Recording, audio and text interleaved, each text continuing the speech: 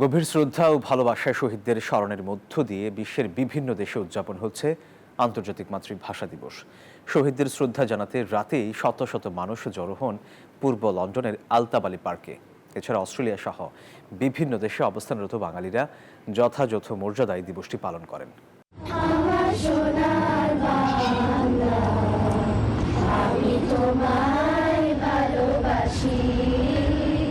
প্রতি বছরই নানা আয়োজনের মধ্য দিয়ে বিশ্বের বিভিন্ন দেশের প্রবাসী বাংলাদেশিরা আন্তর্জাতিক মাতৃভাষা দিবস পালন করেন।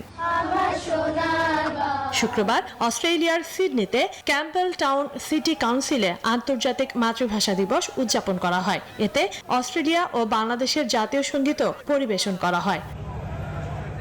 ২১-এর প্রথম প্রহরে গভীর শ্রদ্ধা ও ভালোবাসায় ৫২ ভাষা শহীদদের স্মরণ করেছেন প্রবাসী সহ ব্রিটিশরাও।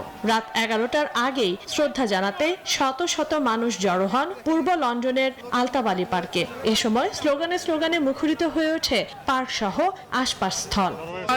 ভাষা আন্দোলনে যারা জীবন দিয়েছে তাদের আত্মার মাগফিরাত কামনা করছি এবং কোমলমতি ছাত্রছাত্রীরা যারা জীবন দিয়েছে তাদের আত্মার মাগফিরাত কামনা করছি। সবাইকে বলতে চাই যারা ভাষার জন্য আত্মহত্যা দিয়েছে তাদের রুহের মাগফিরাত কামনা করছি, তাদের সম্মান দেখানোর জন্য আমরা এসেছি। এই বাংলাদেশকে আমরা একটা আধুনিক সমৃদ্ধ উন্নত বাংলাদেশ ২১-এর চেতনা নিয়ে আমরা এগিয়ে যেতে চাই।